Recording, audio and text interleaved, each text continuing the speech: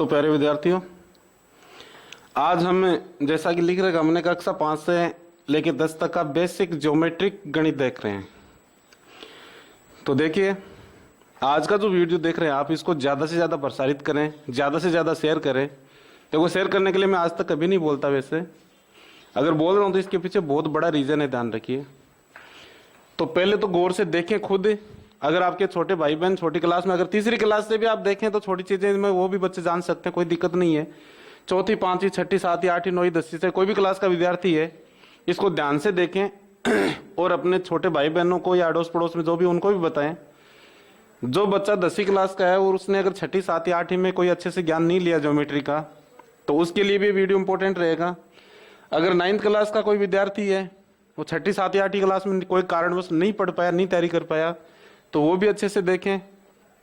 और देखें नहीं, साथ साथ में क्या कॉपी पेन रखें और एक एक चीज को, वीडियो को रोक रोक के लिख लें साथ में और उसको याद करें।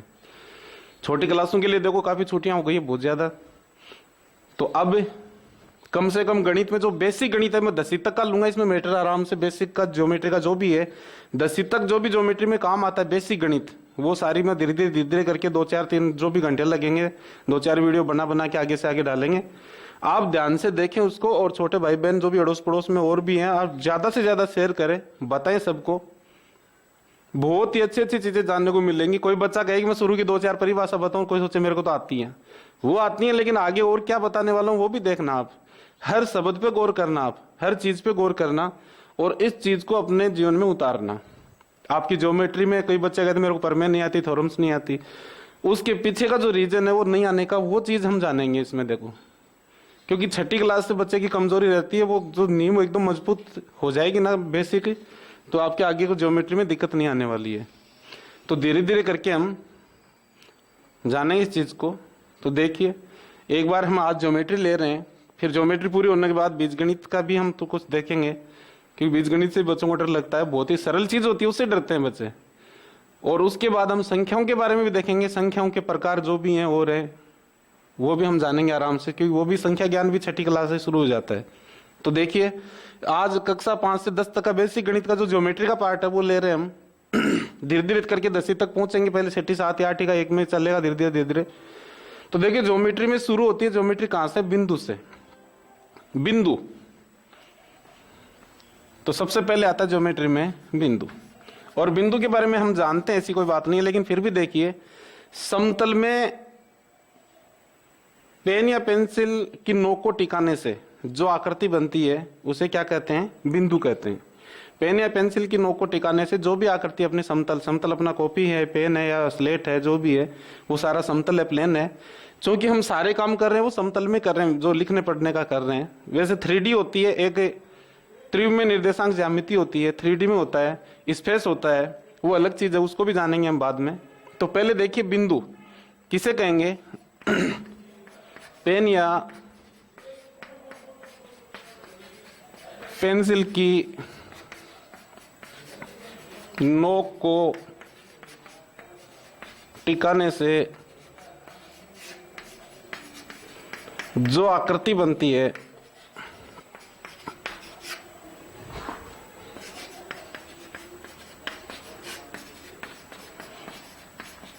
उसे बिंदु कहते हैं।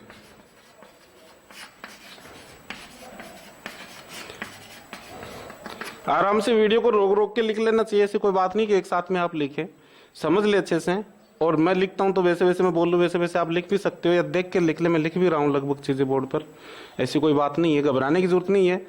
बस याद करें एक दिन की, चाहे आपको 5 पर जो परिभाषा याद होती है तो 5 ही करें, चाहे 4 होती है तो 4 करें। ठान लें दिल्ली कि गणित को मजबूत बनाना है। गणित इतनी कठिन नहीं है, सबसे सरल विषय गणित होता है, आपकी हिंदी से भी सरल होता है, ध्यान रखिए। लेकिन कमजोरी कहाँ आती है? पिछले 12-13 साल का एक्सपीरियंस के अनुसार मैं बता रहा हूँ आपको, जो बच्चों को 10th क्लास में देखते हैं तो उनको ये नहीं पता होता कई बच्चों को त्रिभुज में भुजा कितनी होती है, समांतर रेखाओं में अंतःकोण क्या होता है, अंतःकोणों का योग क्या होता है, समांतर रेखाएं होती क्या हैं। तो ये बेसिक चीज है, धीरे धीरे हम जानेंगे। इस चीज के लिए कह रहा हूँ कि इसको नोट करें और याद करें। आता है तो कोई बात नहीं है, जो चीज नहीं आती उसको नोट करते जाएं और जो आ रही है उसको देखें, ठीक है। तो देखिए, बिंदु के बारे में हमने जाना, पेन या पेंसिल की नोक को टिका देने से तो जो आकृति बन रही है वो क्या कहलाती है? बिंदु। अब बिंदु में कुछ बातें हैं कि बिंदु की न तो चौड़ाई होती है, न लंबाई होती है, न ऊंचाई होती है। ध्यान रखिए, बिंदु की कोई लंबाई, चौड़ाई, ऊंचाई नहीं होती। बिंदु की कोई लंबाई, चौड़ाई, ऊंचाई नहीं होती है। ठीक है, तो यही बात था बिंदु में। अब बिंदु के आगे दूसरी बात आती है क्या, रेखा के बारे में जानते हैं। रेखा, किरणें, रेखाखंड जो है इनके बारे में हम जानते हैं। तो बिंदु की नोट कर ली होगी आपने। आगे देखते हैं हम अगली डेफिनेशन, रेखा।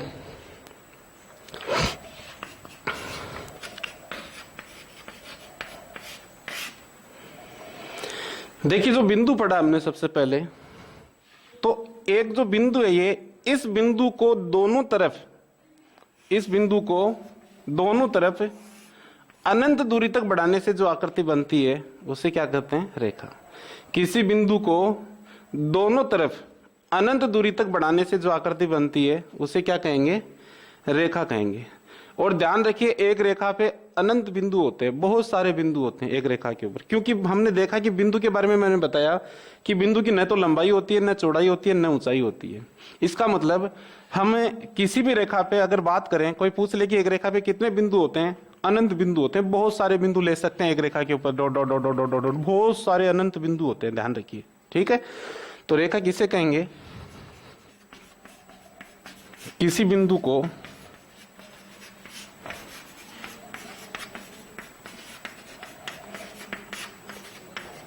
दोनों तरफ अनंत दूरी तक बढ़ाने से जो आकृति बनती है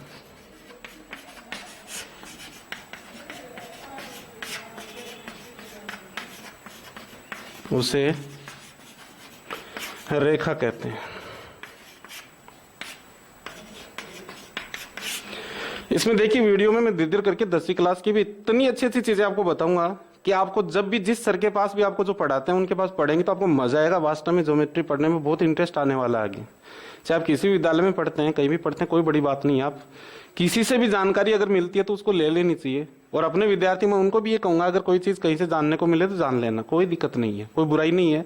हम सब भारतीय हैं और हम सब भाई बहन हैं। अगर कोई भी आपको ज्ञान देता तो ले लेना है, उसको ग्रहण करना है, बस इतना ही। अच्छाई को ग्रहण करना, बुराई मत ग्रहण करना।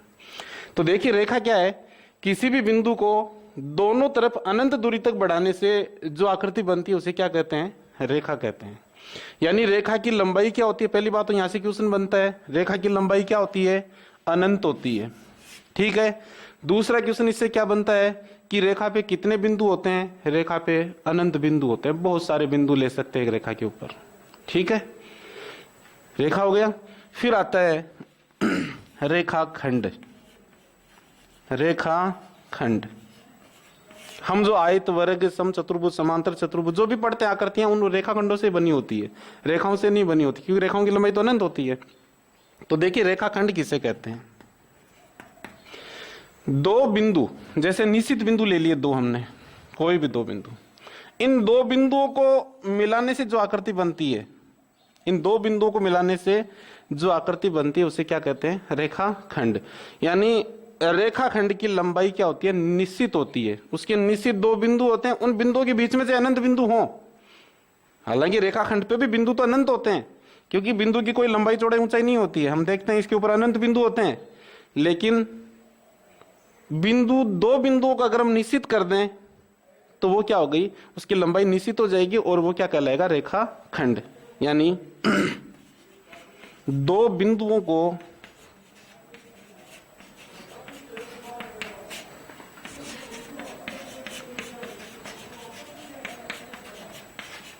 मिलाने से जो आकृति बनती है, दो बिंदुओं को मिलाने से जो आकृति बनती है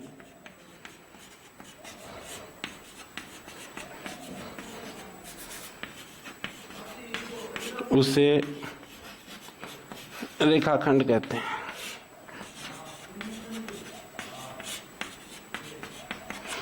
और भी चीज कोई नहीं लिख रहा हूं और मैं बोल रहा हूं, वो चीज आपको अच्छी लगती है तो वीडियो को रोक रोक के सुन सुन के आप लिख लें। जैसे मैंने कहा एक रेखाखंड पे भी अनंत बिंदु होते हैं, तो रेखाखंड की लंबाई, 2 क्वेश्चन और बनते हैं देखो रेखाखंड से। क्या?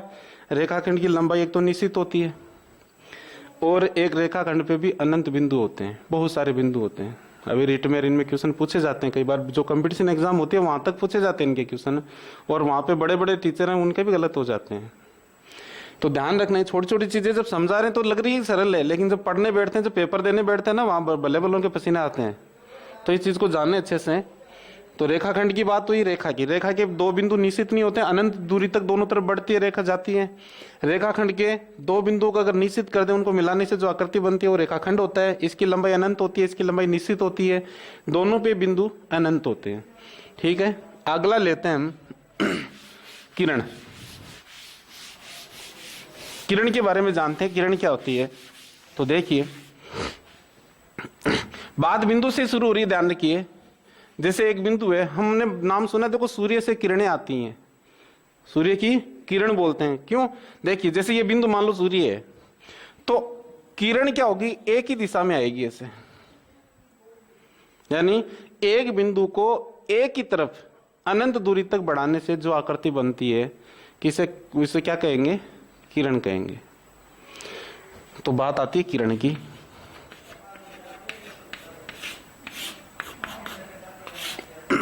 तो किरण किसे कहेंगे, किसी बिंदु को एक तरफ अनंत दूरी तक बढ़ाने से जो आकृति बनती है उसे क्या कहते हैं, किरण। यानी एक ही तरफ बढ़ेगा।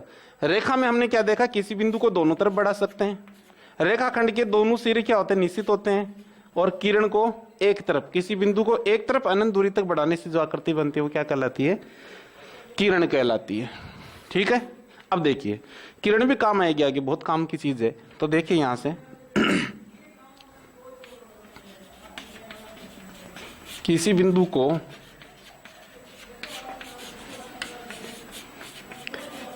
एक तरफ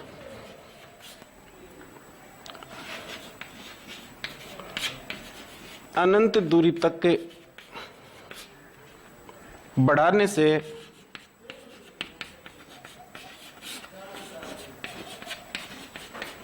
जो आकृति बनती है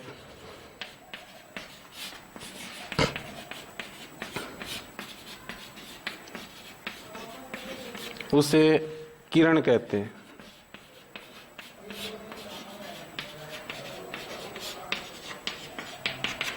तो दूरी अनंत दूरी तक जाएगी। जैसे सूर्य की किरण है, सूर्य बहुत अनंत दूरी पर है, बहुत दूरी है सूर्य की, और वहां से किरणें सूर्य की पृथ्वी तक आ रही हैं। ठीक है, तो किरण नाम ही किरण है।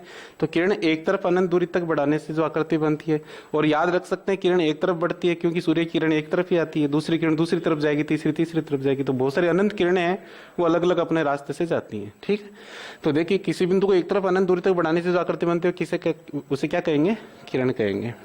यानी किरण एक तरफ बढ़ाई जाएगी, दूरी अनंत तक जाएगी, और बिंदु इस पे भी क्या होंगे, अनंत बिंदु होंगे। बहुत सारे बिंदु होते हैं किरण पर भी। ठीक है, तो ये हो गई आपकी किरण। अब किरण से बात तो आती है कोण, चला जाता है आगे कि कोणों की परिभाषा। हम कोण एक किरण से ही बनता है, लेकिन वो बाद में कोणों को अलग से पढ़ेंगे हम सारे कोण। हम पहले रेखाओं का ज्ञान ले लेते हैं। किरण के बाद में देखिए आगे आती हैं बिंदुओं के बारे में जानते हैं हम। बिंदु पढ़ रहे हैं, पहले बिंदु के से संबंधित चल रहा है मैटर। तो देखिए यहां से कुछ बातें, जैसे एक बिंदु से होकर कितनी रेखाएं जा सकती हैं। एक प्रश्न बनता है कि एक बिंदु दे दे कोई भी, तो एक बिंदु से होकर कितनी रेखाएं गुजर सकती हैं।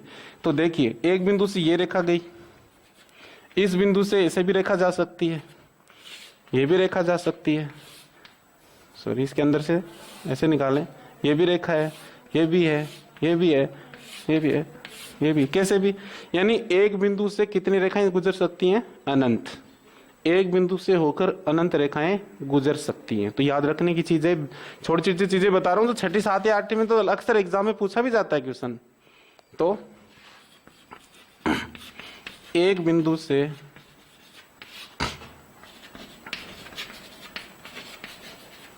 होकर अनंत सरल रेखाएं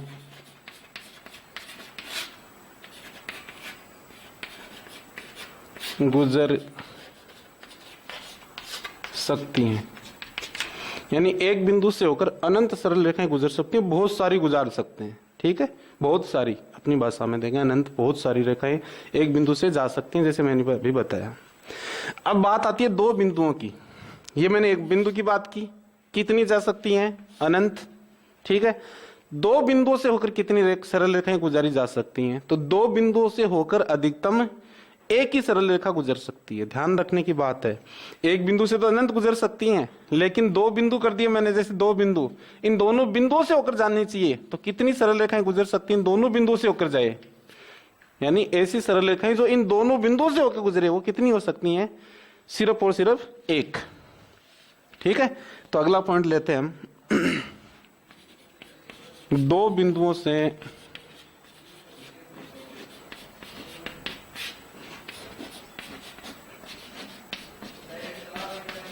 अधिकतम एक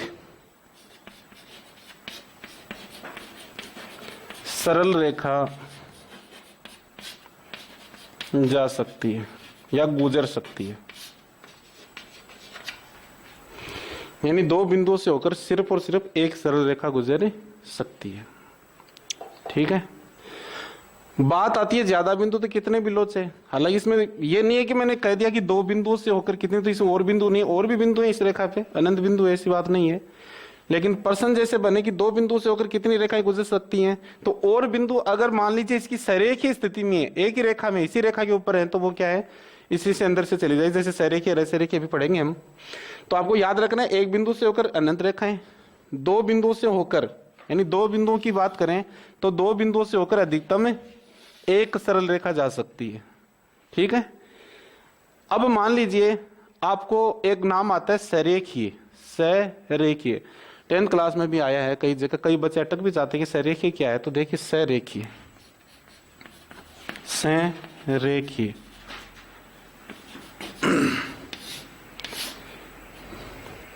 सरेखीय बिंदु, या भाई सरेखीय बिंदु क्या बात है, क्या चीज है, उसको जानते हैं। दो या दो से अधिक बिंदु अगर एक ही रेखा के ऊपर होते हैं, तीन भी हो सकते हैं, चार भी हो सकते हैं, अनंत हो सकते हैं, दो या दो से अधिक बिंदु अगर एक ही रेखा के ऊपर होते हैं तो वो क्या कहलाते हैं? सरेखीय। एक ही रेखा पर, सरेखीय नाम से स्पष्ट है, इसका मतलब एक ही रेखा पर दो या दो से अधिक बिंदु अगर एक ही रेखा पर स्थित है तो वो क्या कहलाएंगे? सरेखीय।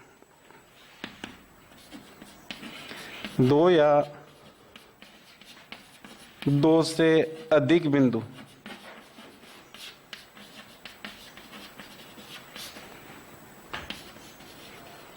एक ही सरल रेखा पर स्थित हैं तो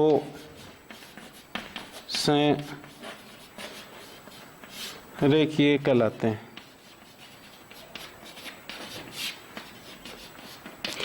आप जब 10वीं क्लास में 9 की प्रश्नावली पढ़ रहे हैं, दो बिंदुओं के मध्य न्यूनतम दूरी ज्ञात कर रहे थे, और एनसीईआरटी की बुक में जब हम क्षेत्रफल ज्ञात कर रहे थे किसी त्रिभुज का, तो वहां भी नाम आता है, कई जगह नाम आ रहा था कि सरेखीय सरेखीय। ठीक है, तो सरेखीय क्या है? अगर दो या दो से अधिक बिंदु एक ही रेखा पे हों तो वो क्या कहलाती है? आकृति सरेखीय कहलाती है। ठीक है, अभी सरेखीय से संबंधित देखिए और भी हम जानेंगे, जब त्रिभुज पढ़ेंगे तो उसमें विस्तार पूर्वक और लेंगे, वहां पे भी नाम सरेखीय। असरेखीय नाम आ जाए, यानी नाम आ जाए आपके पास असरेखीय, तो असरेखीय बिंदु क्या होते हैं? ऐसे बिंदु जो एक ही रेखा पर नहीं हो, अलग अलग हो। जैसे मान लीजिए, जैसे एक बिंदु यहाँ पे है, एक बिंदु यहाँ पे, एक बिंदु यहाँ पे है, तो ये क्या है? असरेखीय, एक ही रेखा पे नहीं है, अलग अलग हैं, और इनको अगर मिलाएंगे तो कोई इनको आकृति अलग बनेगी। जैसे इन तीन बिंदुओं को मिला दो तो क्या बनता है? एक त्रिभुज बनता है। और तीन बिंदु अगर अलग अलग हैं, असरेखीय हैं, तभी एक त्रिभुज बनेगा। अगर तीन बिंदु मान लीजिए कि ये सरेखीय हो जाते हैं, जैसे ये ए बिंदु है, ये बी है और ये सी है, अगर ये तीनों बिंदु ए यहां जाता, या फिर ये जो बी यहाँ पे है, ये ए, इसको पकड़ के मैं यहीं ले आऊं नीचे, यानी यहाँ पे ए आ जाता है और यहाँ पे सी है, तो ये तीनों बिंदु क्या बन जाते हैं, सरेखे बन जाते हैं। ठीक है, और सरेखे जो आकृतियां होती है उनका क्षेत्रफल 0 होता है, याद रखना। जब एनसीईआरटी की कोई बच्चा अगर एनसीईआरटी का सिलेबस पढ़ रहा है, वो बच्चा जब जानेगा अगली साल जैसे आ रहा है 10th क्लास में एनसीईआरटी आ रहा है, तो सरेखे का मतलब सरेखे जो आकृतियां उनका क्षेत्रफल 0 होता है। बाकी आगे भविष्य में भी काम आएगा, याद रखना। अगर सरेखे हैं 3 बिंदु तो उससे बनने वाली आकृति का क्षेत्रफल क्या हो जाएगा, 0, क्योंकि एक रेखा बन जाएगी और रेखा का क्षेत्रफल क्या होता है, हमेशा 0 होता है। क्यों? क्योंकि रेखा की लंबाई तो अनंत होती है, रेखा की लंबाई तो होती है, लेकिन चौड़ाई क्या होती है, नगण्य होती है। तो कभी भी किसी एक रेखा का क्षेत्रफल अगर आपसे बात करें तो रेखा का क्षेत्रफल हमेशा क्या होता है, 0 होता है। ठीक है, तो 3 बिंदु अगर एक ही रेखा पे हैं या 3 से अधिक बिंदु तो वो सरेखी हो गया, और अगर अलग अलग हैं, एक ही रेखा में एक सिद्ध में नहीं है, एक सिद्ध में नहीं है, अगर 3 या 3 से अधिक बिंदु तो वो अलग आकृति बनेगी, उन्हें कहेंगे असरेखीय। तो असरेखीय आप लिख लेना कि 2 या 2 से अधिक बिंदु जब एक ही रेखा पर स्थित नहीं हो तो वो असरेखीय कहलाएंगे। ठीक है, वो आप नोट कर लेना। अब देखिए आगे बढ़ते हैं हम। कुछ परिभाषाएं आप जैसे मैं बोल के बता देता हूं तो उसको वीडियो को रोक रोक के अगर नहीं लिख पाए तो उसको रोक रोक के सुन सुन के लिख लेना, और याद करनी है आपको। सारे जो भी बच्चा अगर 5वीं क्लास से लेके और 10वीं क्लास तक का पढ़ता है तो जो चीज बता रहा हूं उसको याद होनी चाहिए। ठीक है, बिल्कुल से याद करनी है आपको। कुछ बार बार इस साल याद करो, कुछ 5वीं वाला 6वीं में करेगा, 7वीं में करेगा, धीरे 10वीं में जाते जाते बहुत ही बढ़िया इससे दिमाग हो जाएगा। और 10वीं क्लास में ज्योमेट्री में बच्चे जो अटकते हैं, 9th में अटकते हैं, वो नहीं अटकेंगे। ठीक है, तो देखिए यहां से हमने क्या देखा, सरेखीय बिंदु देख लिए, असरेखीय बिंदु देख लिए। फिर बात चल रही है अपनी रेखाओं की, बात चल रही है अभी तक, तो हम बात करते हैं आगे समांतर रेखाओं की।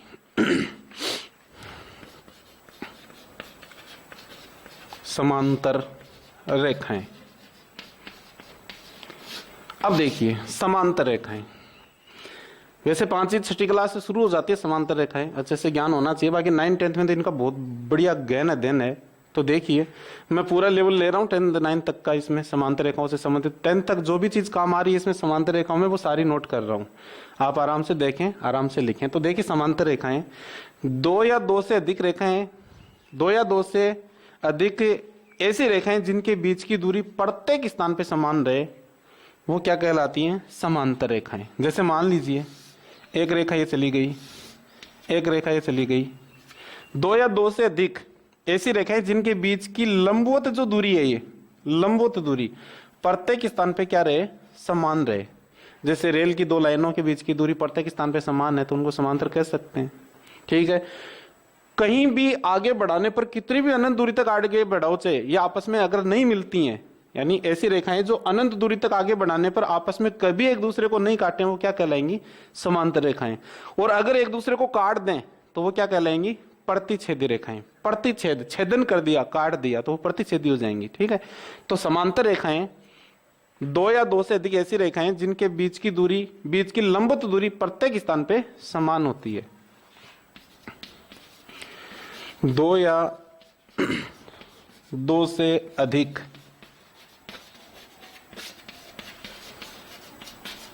ऐसी रेखाएं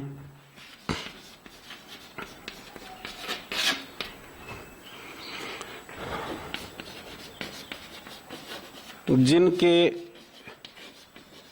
बीच की दूरी,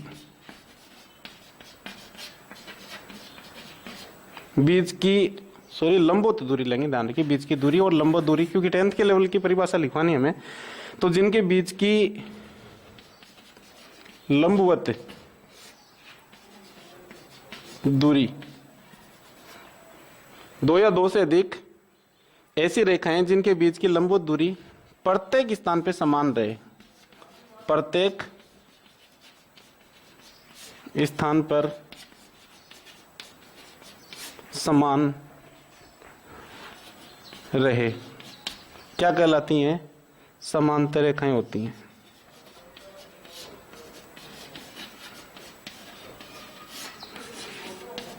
समांतर रेखाएं कहलाती हैं।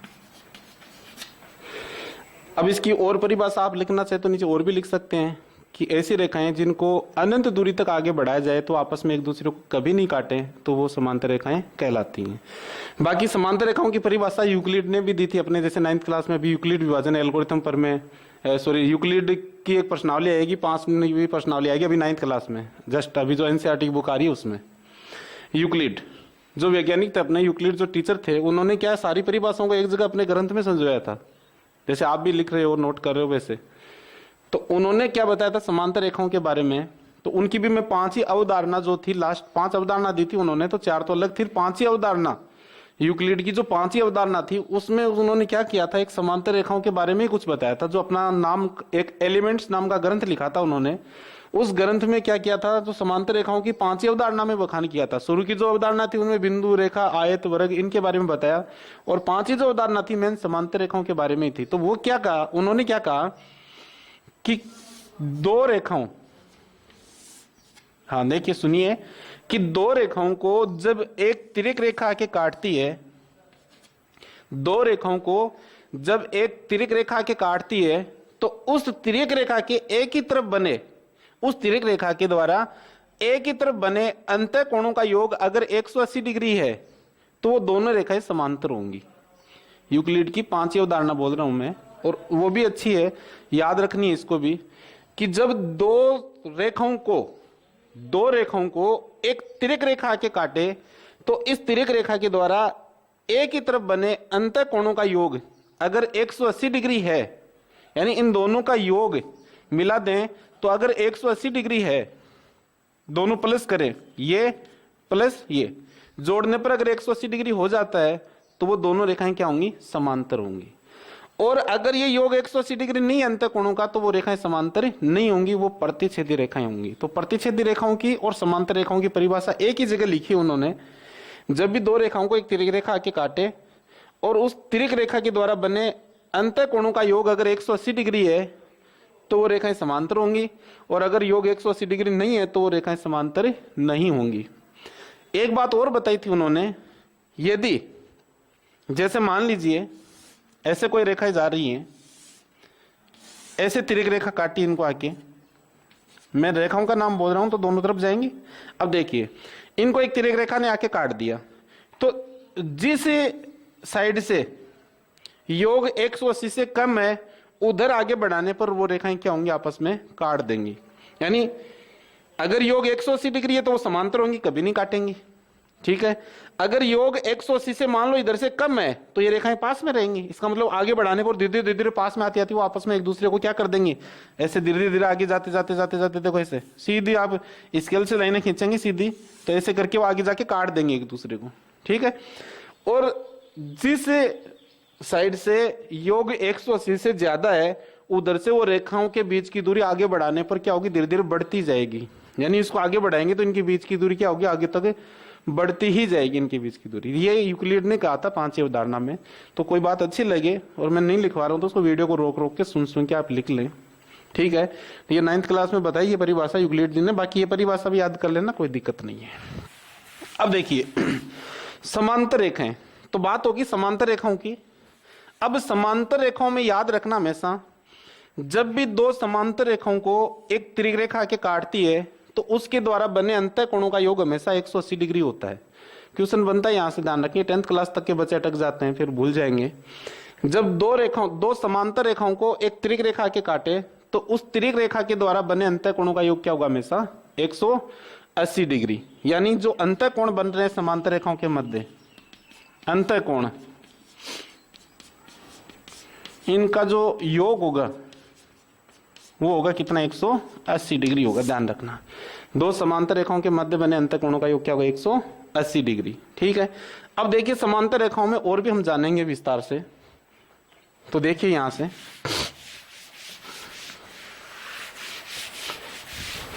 8वीं क्लास तक के बच्चे समांतर रेखाओं की जो परिभाषा लिखी है याद कर लेना, ठीक है। 9th 10th वाले ये चीज भी याद करनी जो बता रहा हूं, ठीक है। तो देखिए बाकी 8वीं वाले भी करें तो 8वीं तक के बच्चे भी याद करें तो कोई बड़ी बात नहीं है, कर लेना याद, जितना याद करो उतना ही कम है देखो गणित में। तो देखिए यहां पे बात चल रही थी अपनी समांतर रेखाओं की, अभी समांतर रेखाएं चल रही है, ध्यान रखना समांतर रेखाएं।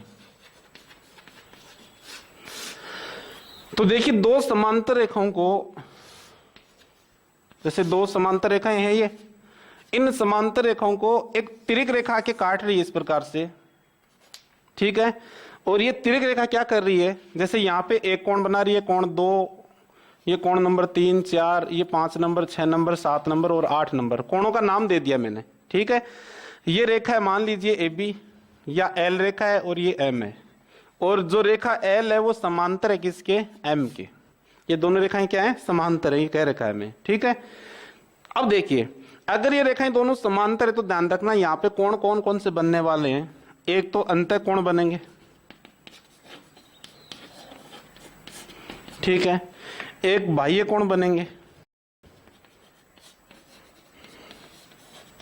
ठीक है, एक एकांतर कोण बनेंगे, एकांतर कोण, ठीक है, शीर्षाभिमुख कोण बनेंगे,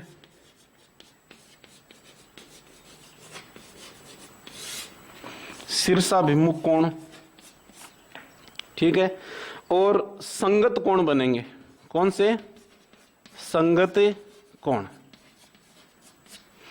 तो हमें पता होना चाहिए, जैसे 1 2 3 4 5 6 7 8 नाम दे दिया हमने कोणों का, तो कौन सा संगत कोण होंगे, कौन से एकांतर कोण होंगे, कौन से शीर्षाभिमुख होंगे, कौन से अंतः कोण होंगे, कौन से बाह्य कोण होंगे, ये चित्र में देखते ही हमें पता लग जाना चाहिए। बाकी इनकी परिभाषा आपको रटने की जरूरत नहीं है। जैसे कोई डायग्राम देखें आप, उसमें आपके सामने कोई भी रेखा है उससे संबंधित मैटर आता है, तो उसको देखते ही आपको पता लग जाना चाहिए कि हाँ ये अंतः कोण है, या ये संगत कोण है, या शीर्षाभिमुख कोण है। तो देखिए यहाँ से सबसे पहले अंतः कोण, अंतः यानी अंदर वाले कोण, तो अंदर वाले देखो ये इस रेखाओं के अंदर जो कोण बने वो अंतः कोण है। तो 3 6 4 और 5 ये क्या है, ये अंतः कोण है। तो कोण नंबर 3 है, कोण 4 है, कोण 5 है, कोण जो आपका 6 है, ये क्या है, अंतः कोण है। बाह्य कोणों की बात करें तो बाहर वाले कोण, बाहर वाले कोण से देखो 1 2 7 8 ये बाहर वाले कोण है, यानी कोण 1, कोण 2, कोण 7 और कोण 8 क्या है, बाह्य कोण है। फिर बात करते हैं एकांतर कोण। एकांतर कोण क्या होते हैं, एकांतर कोण भी 2 प्रकार के होते हैं, एक तो आंतरिक एकांतर कोण, एक बाह्य एकांतर कोण। अंदर वाले एकांतर कोण और बाह्य एकांतरित कोण, एकांतर कोण। तो देखिए बाह्य एकांतर कोण क्या है, आंतरिक क्या है, इनको मैं बाद में लिख लेंगे आगे। और तो एकांतर कोण इसमें भी क्या है, 2 बातें हैं एकांतर कोणों की, ठीक है। एक तो जो आंतरिक है, वैसे एकांतर कोणों की परिभाषा देखो, जेड की आकृति में बने कोण एकांतर कोण होते हैं, साधारण सा आपने देखा होगा, जेड की आकृति में बने कोण एकांतर कोण होते हैं। या ऐसे जो जेड की आकृति में, जैसे 3 नंबर कोण और 5 नंबर कोण एकांतर है, ऐसे भी एक जेड बन रहा है ऐसे। तो 4 नंबर कोण और इधर से 6 नंबर कोण एकांतर है, ये हुए आंतरिक एकांतर कोण। तो एकांतर कोण 2 प्रकार के हैं, एक तो आंतरिक,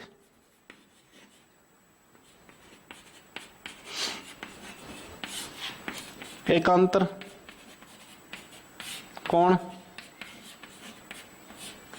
तो आंतरिक एकांतर कोण कौन से है, देखो वैसे सीधी परिभाषा आप नोट करना चाहो तो क्या परिभाषा तो ये है कि जेड की आकृति में बने कोण क्या है, एकांतर कोण है। बाकी परिभाषा हमें वैसे चित्र में देखते ही पता लगना चाहिए।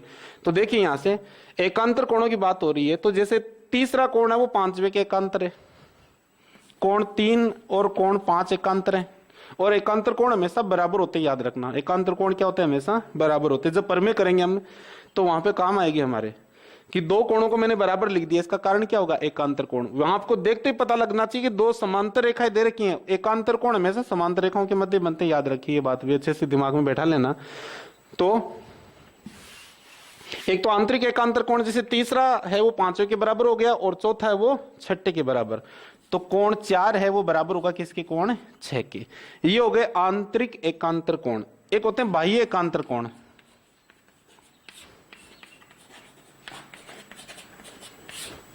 आंतरिक वाले तो सब याद रखते हैं, बाह्य वाले भूल जाते हैं, ध्यान रखना भूल हो जाती है। तो बाह्य एकांतर कोण कौन से हो गए, देखिए मैंने अभी कहा जेड की आकृति में बने कोण क्या होते हैं, एकांतर कोण होते हैं। तो जेड की आकृति में बने कोण एकांतर, तो अंदर वाले एकांतर और ये बाहर वाले भी एकांतर। जैसे दूसरा है वो इस 8वें कोण का एकांतर कोण है, ध्यान रखिए दूसरा किसका एकांतर है, 8वें का। तो कोण 2 और कोण 8 बराबर होगा, ठीक है। तो देखिए बाह्य एकांतर कोण, कोण 2 है वो कोण 8वें का एकांतर है, कोमा इसी प्रकार कोण 1 है वो कोण 7वें का एकांतर है। कोण 1 बराबर है कोण 7, तो कोण 1 और कोण 7 भी क्या है, बाह्य एकांतर है। तो ये याद रखना एकांतर कोणों के बारे में, जब कोई भी दो समांतर रेखाओं को एक तिर्यक रेखा के काटती है तो उस तिर्यक रेखा के द्वारा जो जेड की आकृति वाले कोण बनते हैं वो क्या कहलाते हैं? एकांतर कोण। और एकांतर कोण हमेशा बराबर होते हैं, उनमें आंतरिक एकांतर कोण और बाह्य एकांतर कोण। ध्यान रखिए मैटर में 10th क्लास तक का ले रहा हूं, इसमें आपको अच्छे से तैयार करना है, सारा चित्र आपके दिमाग में बैठ जाना चाहिए।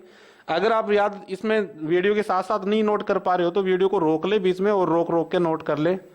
और कई बातें मैं बोल देता हूं, नहीं लिख रहा हूं तो उस चीज को आपको अच्छी लगती है तो उसको लिख लें पेन से, ठीक है। अब देखिए आगे बढ़ते हैं हम। एकांतर कोणों की बात हो गई, अब अंतर कोण हो गए, बाह्य कोण, एकांतर कोण। अब देखते हैं संगत कोण और शीर्षाभिमुख कोण क्या होते हैं। संगत कोण, संगत कोण बहुत इंपॉर्टेंट चीज चल रही है, ध्यान रखिए। संगत कोण, एकांतर कोण प्रमेय में जाके यहीं पे अटकते हैं, ज्यादा से ज्यादा ब्रेक लगता है ना प्रमेय में, इसमें लगता है क्योंकि हर चीज का वहां कारण लिखना पड़ता है और कारण हमें पता नहीं होता, अगला नंबर नहीं देता। तो कारण यहां से जानना है हमें, इस चीजों को अच्छे से दिमाग में रट के रखना, रट लेना अच्छे से चाहे बार बार करके।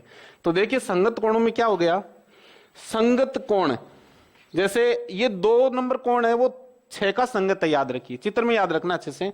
यहां वाला कोण इसका संगत है, ये पहला कोण है वो 5वें का संगत है, ये जो नीचे वाले कोण है नीचे वालों के संगत, इस रेखा के ऊपर वाले इस रेखा के ऊपर वालों के संगत है, ऐसे याद रख सकते हैं।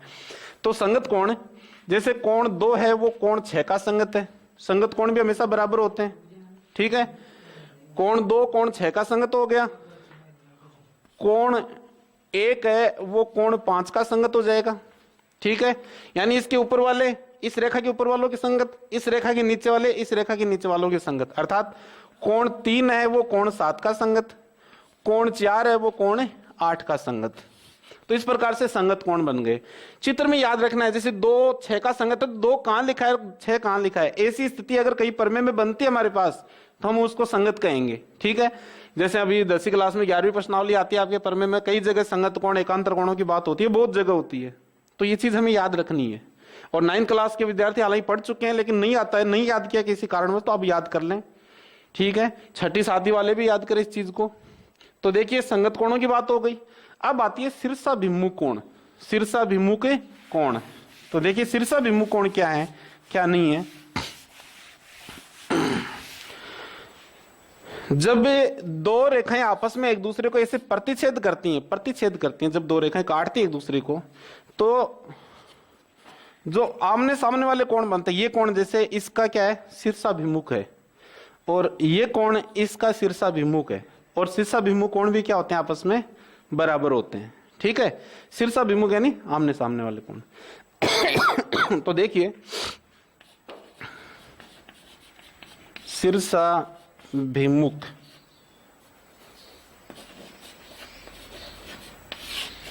कोण चित्र में याद रखना, वैसे परिभाषाओं की कोई जरूरत नहीं है आपको, चित्र में आप अच्छे से याद रख लें। जैसे शीर्षाभिमुख कोण में बात करूं, 1 का शीर्षाभिमुख कोण है 3, 2 का शीर्षाभिमुख कोण है 4, 5 का शीर्षाभिमुख 7, 6 का सामने वाला 8, इसका शीर्षाभिमुख है। तो इस चित्र की अगर बात करें तो एक कोण है वो कोण 3 का शीर्षाभिमुख है, कोमा कोण 2 है वो कोण 4 का शीर्षाभिमुख है, कोण 5 है वो कोण 7 का शीर्षाभिमुख है, कोण 6 है वो कोण 8 का शीर्षाभिमुख है। तो ये हो गए शीर्षाभिमुख कोण, ठीक है। अब बात करते हैं अंतःकोणों की। अंतःकोण क्या है? जब 2 रेखाओं को एक तिर्यक रेखा के काटती है, 2 समांतर रेखाओं को एक तिर्यक रेखा के काटती है तो अंतःकोण भी बनते हैं, और अंतःकोणों का योग क्या होता है 180 डिग्री होता है। तो अंतःकोणों के बारे में हालांकि हमने लिख लिया शुरू में कि अंतःकोण क्या है, बाह्य कोण क्या है। अब इसमें एक बात और याद रखनी है, वो भी नोट करेंगे हम, ये नोट कर लें आप आराम से। और एक चीज और है, इंपॉर्टेंट चीज है जो प्रमेय में हम लिखते हैं अक्सर, जब थ्योरम्स के क्वेश्चन पढ़ेंगे और पढ़ेंगे तो उसमें काम भी आती है हमारे। तो देखिए वो चीज मैं नोट करवा देता हूं, इसमें समांतर रेखाओं से संबंधित ही है।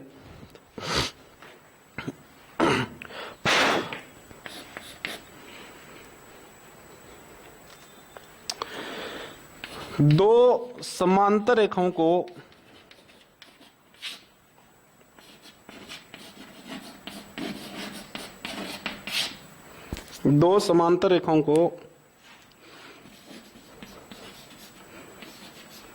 जब एक तिर्यक रेखा आकर काटती है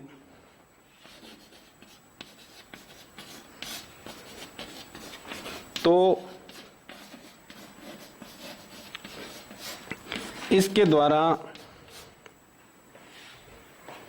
बने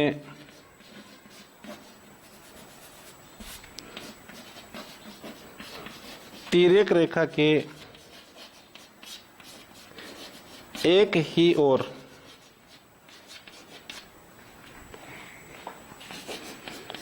वाले अंत कोणों का योग 180 डिग्री होता है।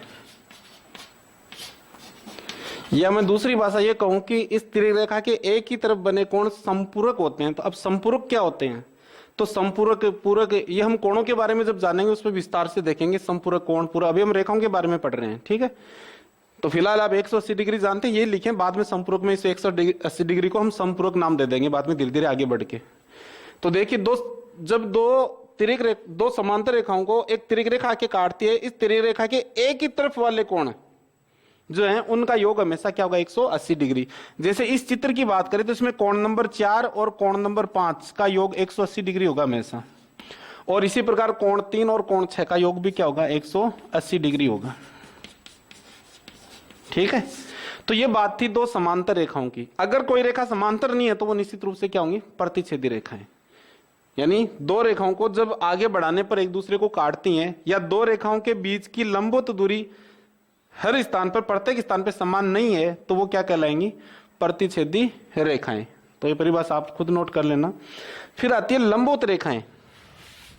नाम आता है लंबवत रेखाएं। ये छोटी छोटी चीजें जो पता नहीं होती हैं और अक्सर हम अटक जाते हैं। देखिए बाकी गणित सरल है, इस चीज को आप तैयार करें, आगे बहुत काम की चीज है। आगे आता है लंबवत रेखाएं। लंबवत रेखाएं, पहली बात तो ये ध्यान रखना, इतना सा नाम लंब का नाम कहीं भी आ गया एकदम दिमाग में रट लेना चाहिए इस बात को, 90 डिग्री का कोण बनेगा। कहीं भी अगर किसी भी क्वेश्चन में अगले ने कह दिया लंब है, इसका मतलब 100% वहां 90 डिग्री का कोण बनेगा, ठीक है। बहुत सारे क्वेश्चनों में मिलता है, बहुत जगह जगह, और वहां याद नहीं रहता कि लंब आ गया, क्या है लंब। लंब का मतलब कोई रेखा अगर किसी दूसरी रेखा के साथ में 90 डिग्री का कोण बनाती है तो उसे लंब कहते हैं। बस इसमें छोटा सा नाम दे देता है लंब। और लंबवत यानी दो रेखाएं एक दूसरे के साथ में 90 डिग्री का कोण बनाती है तो वो दोनों रेखाएं क्या कहलाती हैं? लंबवत रेखाएं कहलाती हैं। इस परिभाषा का लिखने का मेरा एक ही मकसद है, ध्यान रखें कि बच्चों को इस लंब का पता चल जाए। लंब का क्या मतलब होता है? 90 डिग्री का कोण बनाना, 90 डिग्री का कोण बनाना। तो याद रखना इस चीज को। जब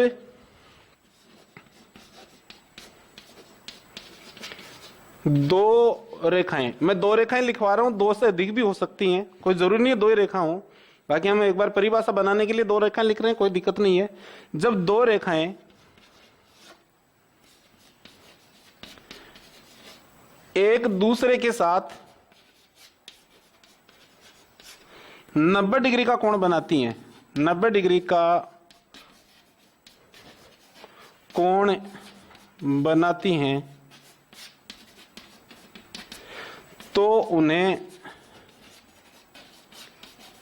लंबवत रेखाएं या लंब रेखाएं कहते हैं। लंबवत रेखाएं कहा जाता है। यानी दो रेखाएं जब एक दूसरे के साथ में 90 डिग्री का कोण बनाती हैं तो उन्हें क्या कहते हैं? लंबवत रेखा। जैसे मान लीजिए चित्र कैसे बनेगा, जैसे मान लीजिए एक रेखा ऐसे जा रही है, एक रेखा ऐसे आई, ठीक है, ऐसे चली गई, तो ये दोनों रेखाएं यहां पे क्या है? लंब है। दोनों रेखाएं आपस में एक दूसरे के साथ में 90 डिग्री का कोण बना रही हैं। जैसे मान लीजिए किसी त्रिभुज में दे दिया आपको कि एक सिर से सामने की भुजा पे लंब डाला गया है, ए बी सी, सिर से ए से लंब डाला गया है, यानी ए से लेके डी तक मान लीजिए ए डी लंब डाला गया है, यहाँ पे से ए, यहाँ पे डी दे दिया, यानी ए डी लंब है किस पर? बी सी पर। तो लंब का चिन्ह तो ये होता है ऐसे, ये चिन्ह है लंब का, ध्यान रखिए। इस प्रकार से लंब नाम आ जाए तो अगला क्या लिखेगा, नाम लंब नहीं लिखेगा कभी भी, ध्यान रखिए। जब क्वेश्चन में लंब आएगा इसका मतलब वहां लंब नहीं लिखेगा कभी भी, अगला क्या करेगा, ऐसे लिखेगा। ये चिन्ह है लंब का, ठीक है। आपको क्वेश्चन में ये लिखा मिलेगा। जैसे मैंने कहा इसमें यहां पे बात की कि एडी है, ऐसे लंब है बीसी पर, तो ये तो गणितीय रूप हो गए, इसको पढ़ेंगे क्या, एडी भुजा लंब है बीसी पर, ये है लंब, इसका नाम क्या है, लंब। फिर बात आ गई समांतर, जो पढ़ रहे थे समांतर को कैसे दर्शाएंगे। जैसे मान लीजिए समांतर वाली जो परिभाषा लिखी थी ऊपर, उसमें लिख लेना याद रखने के लिए। जैसे मान लीजिए ये ए बी रेखा है और ये सी डी रेखा है। अगला क्वेश्चन में लिखेगा आपको, जैसे हम समरूप त्रिभुज पढ़ेंगे, त्रिभुजों की सर्वांग समता पढ़ेंगे, तो वहां से बहुत जगह ऐसी स्थिति मिलेगी आपको। अगला लिख देगा ए बी समांतर सी डी, ऐसा चिन्ह मिलेगा आपको। ये इसे क्या कहेंगे, समांतर है अपनी भाषा में। अगला तो नाम समांतर कहीं नहीं लिखेगा, ध्यान रखिए। क्वेश्चन में समांतर नाम अगला नहीं लिखेगा, अगला ये लिखेगा।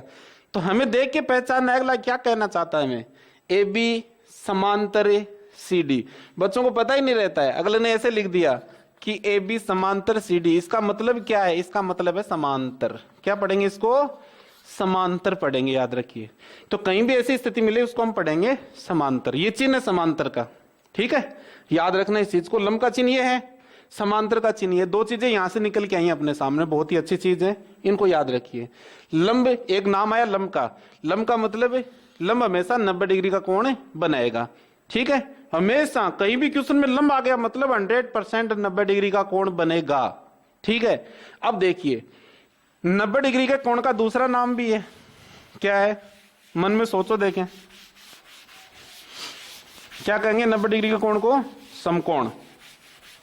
90 डिग्री के कोण का दूसरा नाम क्या है, समकोण भी है, ध्यान रखिए, समकोण। तो 90 डिग्री नहीं लिख के कई जगह आपको ऐसे लिख दे समकोण, इसका मतलब क्या है, उस समकोण का नाम आपको समझ रहे हैं 90 डिग्री। बाकी हम कोणों के बारे में पढ़ेंगे जब कोण विस्तार से पूरा टॉपिक लेंगे, कोण उठाएंगे तो कोणों के प्रकार सारे पढ़ेंगे। तो अभी देखिए लंबवत रेखाएं हो गई, संगत कोण हो गए, एकांतर कोण हो गए, शीर्षाभिमुख कोण हो गए, कोणों के हो गए, समांतर रेखाएं, ऐसे रेखे जो बिंदु है उनके बारे में, सरेखे बिंदुओं के बारे में, इनके बारे में हमने गहनता से अध्ययन किया है। अब हम पढ़ते हैं आगे कोणों के बारे में। चलिए आगे ले लेते हैं कोण। सभी क्लासों के लिए इंपॉर्टेंट है, ध्यान रखिए, चाहे 5वीं क्लास हो चाहे 10वीं क्लास हो। 10वीं के विद्यार्थियों को भी कोणों का नहीं पता है, कोई ये नहीं सोचे कि मैं होशियार हूं, होशियार कोई नहीं है। आप नोट करें और इनको याद करें अच्छे से, क्योंकि क्वेश्चन यहां से बनेंगे, बहुत ज्यादा क्वेश्चन बनते हैं, 10th क्लास में भी बनते हैं तो 8th में भी बनते हैं। तो देखिए कोण किसे कहते हैं। अभी हमने किरण की परिभाषा पढ़ी थी, किरण, किरण किसे कहते हैं, एक बिंदु को एक तरफ अनंत दूरी तक बढ़ाने से जो आकृति बनती है वो किरण है। और एक बिंदु से अगर 2 किरणें निकाल दें हम, एक बिंदु से 2 किरणें निकाल दें तो उन दोनों किरणों के बीच की जो आकृति बनी है वो क्या कहलाएगी, कोण। तो एक बिंदु से निकलने वाली 2 किरणों के बीच बनी आकृति क्या कहलाएगी, कोण कहलाएगी। तो ये कोण की परिभाषा हो गई आपकी, एक बिंदु से निकलने वाली 2 किरणों के मध्य बनी आकृति। तो कोण की परिभाषा क्या है, एक बिंदु से निकलने वाली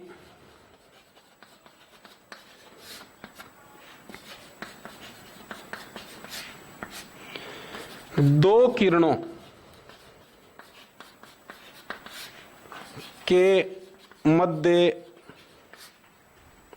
बनी आकृति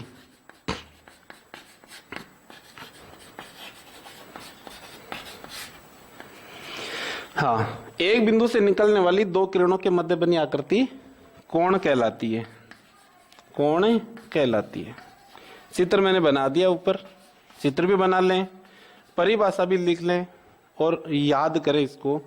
एक दिन में सब कुछ याद करना जरूरी नहीं है, 2 दिन 4 दिन 5 दिन 6 दिन में बांट लें उसको और अच्छे से याद करें। जिसको याद अच्छी बात है, नहीं है तो याद करें कैसे भी करके।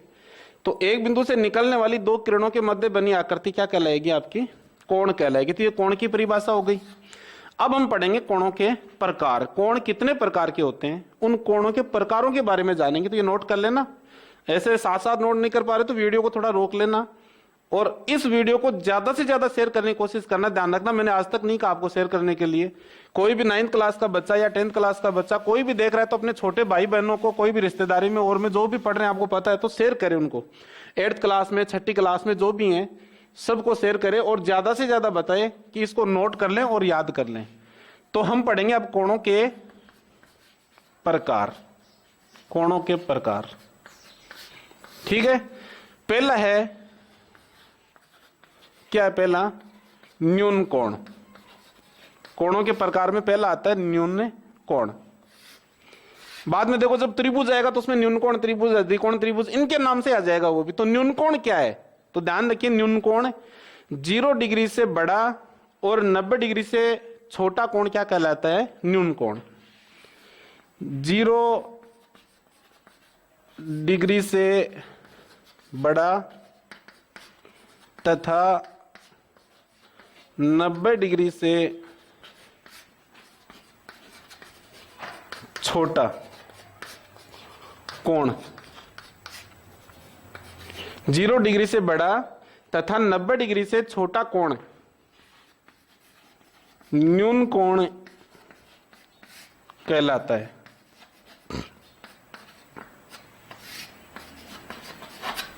जीरो डिग्री से बड़ा तथा 90 डिग्री से छोटा कोण क्या कहलाता है? न्यून कोण। मान लीजिए आपको कह दिया 85 डिग्री का कोण क्या है? 90 से छोटा है, इसका मतलब क्या है? न्यून कोण है। आपको कह दिया 60 डिग्री का कोण क्या है? न्यून कोण है। आपको कह दिया 2 डिग्री का कोण है, न्यून कोण है, क्या है? न्यून कोण है। क्योंकि न्यून कोण की परिभाषा क्या है? 0 डिग्री से बड़ा और 90 डिग्री से छोटा। 90 डिग्री से छोटा मतलब मैं 89 की बात करूं, 89 डिग्री, ये भी क्या है? न्यून कोण है, ठीक है। यानी 0 डिग्री से बड़ा यानी 1 डिग्री से लेकर 90 डिग्री, ये जो 89 तक जितने भी कोण है सारे क्या कहलाएंगे? न्यून कोण कहलाएंगे, ठीक।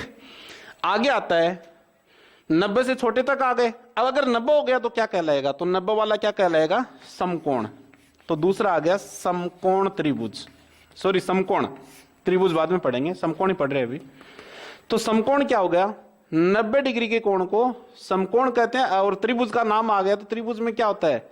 अगर किसी त्रिभुज का एक कोण 90 डिग्री का हो तो समकोण त्रिभुज कहलाएगा। तो बात वो ये बाद में लिखेंगे आराम से। तो देखो समकोण क्या है? 90 डिग्री, 90 डिग्री का कोण, 90 डिग्री का कोण समकोण कहलाता है, समकोण कहलाता है। साथ साथ में 2-4 बार परिभाषा को बोलें जोर जोर से, आराम से, और याद करें। तो 90 डिग्री का कोण क्या कहलाता है? समकोण कहलाता है। 90 डिग्री का कोण है समकोण कहलाता है। 90 डिग्री का कोण है समकोण कहलाता है, ठीक है। रट लें बार बार में बोल बोल के, शर्म नहीं करनी है, आराम से अकेले में बैठे बैठे बार बार दोहराए और याद कर लें।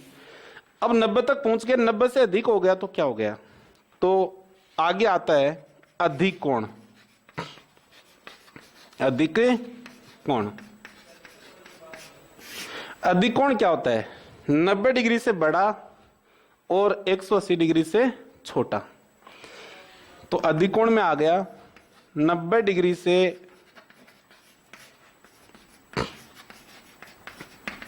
बड़ा तथा 180 डिग्री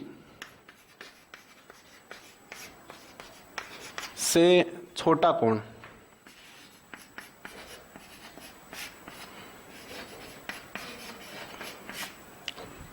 ठीक है, 90 डिग्री से बड़ा तथा 180 डिग्री से छोटा कोण अधिक कोण कहलाता है, ठीक है। अब 180 डिग्री से छोटे की बात होगी तो 180 वाला क्या कहलाएगा? आगे आ गया फिर सरल कोण। क्या कहलाएगा? सरल कोण, या इसका दूसरा नाम शायद ऋजु कोण भी ऐसे कुछ बोलते हैं। तो सरल कोण किसे कहते हैं? 180 डिग्री के कोण को क्या कहते हैं? सरल कोण। 180 डिग्री का कोण सरल कोण कहलाता है। 180 डिग्री का कोण सरल कोण कहलाता है। अब आता है एक वृहत कोण, जो 180 से बड़ा होता है और 360 से छोटा होता है, जिसको प्रतिवर्ती कोण भी कहते हैं या वृत्त कोण भी कहते हैं। तो देखिए इसको नोट कर लेना आप।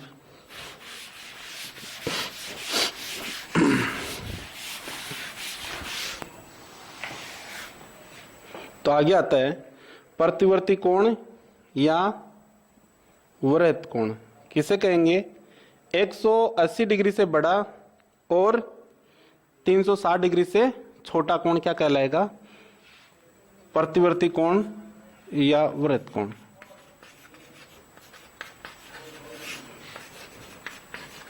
प्रतिवर्ती कोण या वृत्त कोण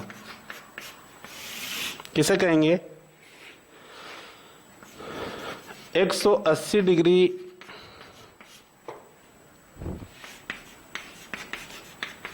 से बड़ा तथा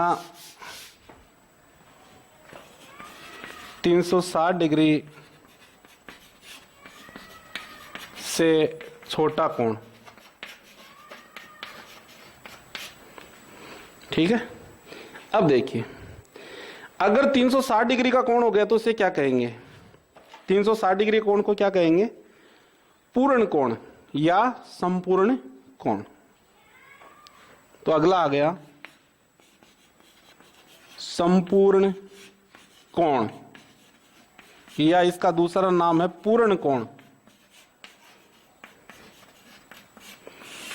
किसे कहेंगे? 360 डिग्री का कोण, 360 डिग्री के कोण को, ठीक है, 360 डिग्री कोण को कहेंगे क्या? संपूर्ण कोण या पूर्ण कोण। फिर आते हैं कोणों के प्रकारों में। ये तो मेन हो गए, 0 डिग्री से लेके 360 तक चले गए। अब अगर दो दो कोणों को जोड़ दें हम तो किस प्रकार से कोण बनेंगे? जैसे मैं 40 डिग्री को और 50 डिग्री को जोड़ूं तो जो 90 आता है उन 40-50 को क्या कहेंगे? फिर अगर मैं 90-90 को जोड़ दूं या 100 और 80 को जोड़ दूं तो जो 180 योग आता है, तो फिर इस 100 को और 80 को क्या कहेंगे? तो कोणों के दो महत्वपूर्ण प्रकार हैं, दो, पूरक कोण और संपूरक कोण, जिनके बारे में 10वीं के अंदर और 9वीं के अंदर बहुत सारी परमें दे रखी हैं। तो देखिए इनका देखते हैं हम आगे विस्तार से। और 6ठी 7वीं में इसकी परिभाषा भी दे रखी है पूरक कोणों की, संपूरक कोणों की। तो देखिए क्या है क्या नहीं है, जिसको आती है ठीक है, नहीं आती है तो अच्छे से याद करें। तो कोणों के प्रकार में आगे आता है पूरक कोण, इसको अनुपूरक कोण भी कहते हैं, पूरक कोण भी कहते हैं। तो पूरक कोण, जब दो कोणों का योगफल 90 डिग्री होता है तो वो दोनों कोण आपस में एक दूसरे के पूरक कोण कहलाते हैं। और 10वीं में तो एक प्रश्नावली है पूरक कोणों के त्रिकोणमितीय अनुपात, पूरी प्रश्नावली दे रखी है। और एक त्रिकोणमिति के अनुप्रयोग आते हैं 10वीं क्लास में, उसमें भी पूरक कोणों के बारे में ही है। पूरी प्रश्नावली में पूरक कोण ही है उसमें, इसके अलावा कोई कोण नहीं है। ठीक है, तो देखिए पूरक कोण क्या कहलाए, किसे कहेंगे पूरक कोण? जब दो कोणों का योग, जब दो कोणों का योग 90 डिग्री होता है तो वे दोनों कोण, तो वे दोनों कोण एक दूसरे के पूरक कोण कहलाते हैं, पूरक कोण कहलाते हैं। यानी जब दो कोणों का योग 90 डिग्री के बराबर होता है तो दोनों कोण एक दूसरे के पूरक कोण कहलाते हैं। जैसे फॉर एग्जांपल के तौर पर मैं कह दूं 10 डिग्री का पूरक कोण क्या है? 10 डिग्री का पूरक कोण, तो आपको पूरक कोणों का नाम आते ही ये हो जाना चाहिए कि ऐसे दो कोण जिनका योग क्या होना चाहिए? 90 डिग्री। यानी ये नहीं कि 90 डिग्री को कोण को पूरक कोण कहते हैं, ध्यान रखिए 90 डिग्री के कोण को समकोण कहते हैं। पूरक कोण किसे कहते हैं? जब दो कोणों का योग 90 डिग्री होता है तो उन दोनों कोणों को एक दूसरे के पूरक कहते हैं। जैसे मैं कहूं 10 डिग्री का पूरक क्या है? 80 डिग्री। 10 डिग्री का पूरक क्या है? 80 डिग्री। क्योंकि 80 डिग्री को और 10 डिग्री को जोड़े तो कितना हो गया? 90 डिग्री। तो 10 डिग्री और 80 डिग्री एक दूसरे के पूरक हैं। मैं कहूं 50 डिग्री का पूरक कोण क्या है? 50 डिग्री का पूरक कोण, तो 50 में कितना जोड़े कि 90 हो जाए 40। तो 50 डिग्री का पूरक कोण क्या हो गया 40 डिग्री। मैं कहूं 60 डिग्री का पूरक कोण क्या है 60 डिग्री का पूरक कोण, तो 60 डिग्री का पूरक कोण है 30 डिग्री। मैं कहूं 85 डिग्री का पूरक कोण कितना है, तो 85 डिग्री का पूरक कोण होगा कितना होगा 5 डिग्री। 85 डिग्री का पूरक 5 डिग्री। मैं कहूं 89 डिग्री का पूरक कोण कितना है, तो 89 डिग्री का पूरक कोण 1 डिग्री। यानी अगर दो कोणों का योग 90 डिग्री है तो वो दोनों कोण आपस में एक दूसरे के पूरक कोण कहलाते हैं। याद रखना बहुत इंपॉर्टेंट, के लिए तो बहुत ज्यादा इंपॉर्टेंट है, क्योंकि 10th में तो पूरी एक प्रश्नावली दे रखी है इसके बारे में, पूरक कोणों के त्रिकोणमितीय अनुपात नाम लिख रखा है। तो आपको पता होना चाहिए पूरक कोण क्या होते हैं। तो पूरक कोण जब दो कोणों का योग 90 डिग्री के बराबर है तो दोनों कोण आपस में पूरक कोण कहलाते हैं। ठीक है, अगला आता है समपूरक कोण। और समपूरक कोणों के बारे में 10वीं क्लास में पिछली साल एक पर में आ चुकी है, बोर्ड परीक्षा में पूछी जा चुकी है कि सिद्ध कीजिए चक्रीय चतुर्भुज के सम्मुख कोण संपूरक होते हैं। अब बच्चों को यही नहीं पता संपूरक होता क्या, तो क्या सिद्ध करेंगे वहां पे है, पर में लिख दिया कि सिद्ध कीजिए चक्रीय चतुर्भुज के सम्मुख कोण संपूरक होते हैं। अब पता है ही नहीं संपूरक होता क्या है, तो कहां से सिद्ध करेंगे। तो देखिए संपूरक होता क्या है, पहले इस चीज को संपूरक कोण। तो संपूरक कोणों का मतलब है जब दो कोणों का योग 180 डिग्री के बराबर होता है तो वो दोनों कोण आपस में एक दूसरे के संपूरक कहलाते हैं। अब बच्चों को पूछते हैं तो कहते हैं 180 डिग्री कोण को संपूरक कोण कहते हैं। तो 180 डिग्री के कोण को सरल कोण कहते हैं, जो कि मैंने पहले लिखवाया है। याद रखना इन चीजों को अच्छे से। तो संपूरक कोण कहेंगे किसे फिर, जब दो कोणों का योग 180 डिग्री के बराबर होता है तो जिन दो कोणों का योग 180 डिग्री के बराबर है वो दोनों कोण आपस में एक दूसरे के संपूरक कहलाते हैं। याद रखना। तो देखिए परिभाषा लिख देता हूं मैं, जब दो कोणों का योग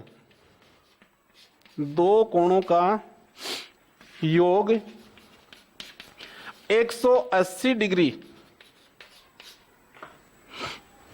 के बराबर है तो दोनों कोण आपस में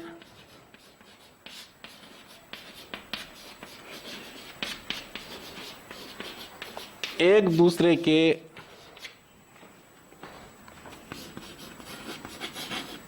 संपूरक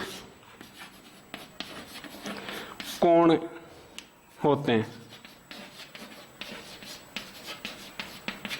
अब उस प्रमेय में था चक्रीय चतुर्भुज के सम्मुख कोण संपूरक, यानी चक्रीय चतुर्भुज के आमने सामने वाले कोणों का योग 180 डिग्री सिद्ध करना था, संपूरक सिद्ध करना था, मतलब 180 डिग्री। तो याद रखना यहां से संपूरक का नाम आते ही दो कोणों का योग 180 डिग्री है तो वो दोनों कोण आपस में एक दूसरे के संपूरक कहलाएंगे। जैसे मान लीजिए मैं कह दूं 100 डिग्री का संपूरक क्या होगा, 100 डिग्री का संपूरक, 100 डिग्री का संपूरक कोण। तो 100 डिग्री का संपूरक कोण, अब 100 में कितना जोड़े कि 180 हो जाए 80 डिग्री, तो ये क्या कहलाएगा 100 का संपूरक। मैं कह दूं 65 डिग्री का पूरक कोण कितना होगा, 65 डिग्री का पूरक कोण कितना होगा 15 डिग्री। पूरक का नाम आ जाए, याद रखना पूरक का नाम आते ही क्या होना चाहिए योग 90 डिग्री, और संपूरक का योग नाम आते ही 180 डिग्री। याद रखना। तो मैंने यहां पूरक लिखा है, तो 65 में कितना जोड़े कि क्या हो जाए 90 हो जाए। तो 65 में कितना जोड़ने पर 90 होता है, 65 में कितना जोड़ने पर होता है 90, 15 या 25, कितना जोड़ोगे 25 जोड़ेंगे, ध्यान रखना। यानी 65 में जब 25 जोड़ोगे तो योग कितना हो जाएगा 90। तो 65 डिग्री का पूरक क्या कहलाएगा 25 डिग्री। याद रखा करो इस चीज को, थोड़ा गौर किया करो। अब देखिए यहां से ये पूरक हो गया। संपूरक की और बात करें, मैं कहूं 120 डिग्री का संपूरक क्या होगा, 120 डिग्री का संपूरक, तो 120 में कितना जोड़ें कि 180 हो जाए 60 डिग्री। तो 120 डिग्री का संपूरक क्या हो गया 60 डिग्री। मैं कह दूं 10 डिग्री का संपूरक क्या होगा, 10 डिग्री का संपूरक, 10 डिग्री का संपूरक। तो संपूरक नाम आते ये हो जाना चाहिए योग 180 होना चाहिए। तो 10 में कितना जोड़े कि 180 योग हो जाए 170। तो याद रखना संपूरक कोण, जब दो कोणों का योग 180 डिग्री के बराबर है तो वो दोनों कोण आपस में क्या कहलाएंगे, एक दूसरे के संपूरक कोण कहलाएंगे। ठीक है, तो यहां से देखिए संपूरक कोण हो गए। अब आगे देखते हैं संपूरक कोणों के बारे में और पढ़ते हैं आगे।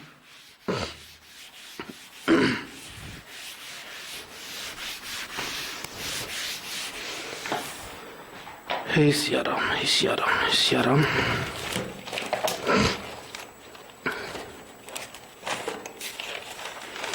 हाँ, तो देखिए क्या पढ़ते हैं आगे। संपूरक कोण हो गए अपने, याद रखना संपूरक कोणों का योग क्या हो गया, 180 डिग्री। फिर आते हैं, एक आता है रेखिक कोण युग्म। रेखिक कोण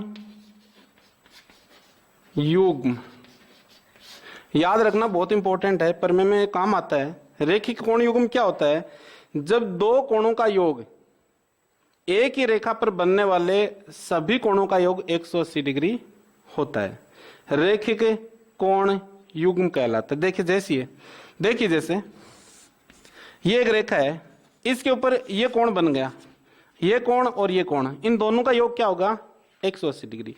यानी एक ही रेखा पे एक तरफ बने सभी कोणों का योग क्या होता है, 180 डिग्री। और इस नियम को कहते हैं रेखिक कोण युग्म। तो रेखिक कोण युग्म, रेखा के एक ही तरफ बनने वाले कोणों का योग 180 डिग्री होता है। किसी रेखा के एक ही तरफ बनने वाले सभी कोणों का योग क्या होता है, 180 डिग्री। इसी को का नाम है रेखिक कोण युग्म। ठीक है, तो देखिए यहां से, जैसे मान लीजिए आपको ये कह दिया ये 20 डिग्री है, तो ये कितना डिग्री है, तो आप क्या लिखोगे, क्योंकि ये प्लस ये बराबर 180 डिग्री, इसका कारण है रेखिक कोण युग्म। ठीक है, क्योंकि एक ही रेखा पे बनने कोणों का योग क्या होता है, 180 डिग्री होता है। तो रेखिक कोण युग्म, एक ही रेखा पर बने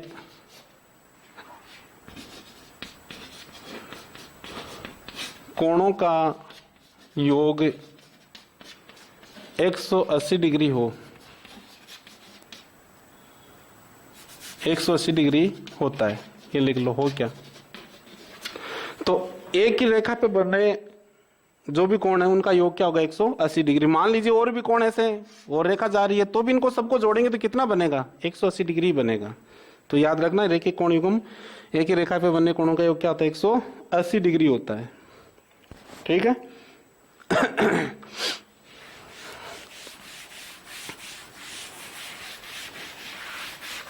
फिर आगे देखते हैं,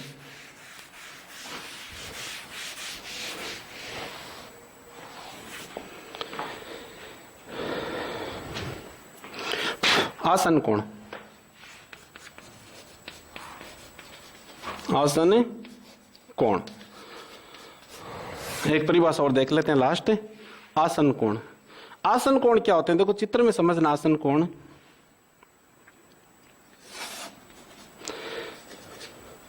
दो ऐसे कोण, दो या दो से अधिक भी हो सकते हैं, तो दो ऐसे कोण जिनका एक शीर्ष उभयनिष्ठ हो, एक तो शीर्ष उभयनिष्ठ हो, और उन दोनों कोणों की एक भुजा क्या हो, उभयनिष्ठ हो। जैसे ये कोण है और ये कोण है, ये दोनों कोण के आपस में आसन कोण है, क्योंकि बनने वाले दो कोण जिनका शीर्ष क्या हो, एक ही हो, और उन दोनों कोणों में एक भुजा क्या हो, उभयनिष्ठ हो। तो आसन कोणों में क्या होता है, एक तो शीर्ष उभयनिष्ठ होता है, या शीर्ष एक ही हो, शीर्ष एक ही होता है। फिर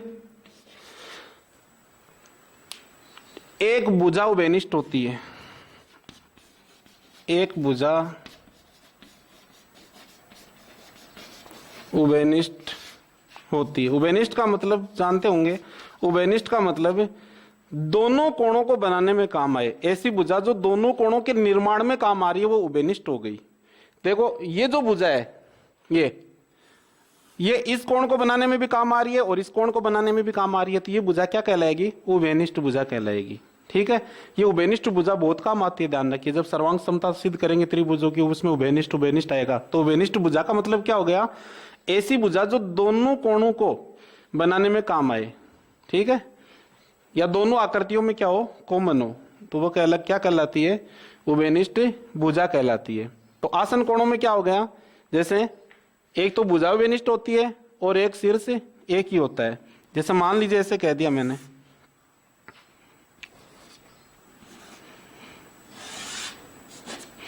तो ये भी क्या है? ये कोण और ये कोण क्या आपस में एक दूसरे के आसन कोण है।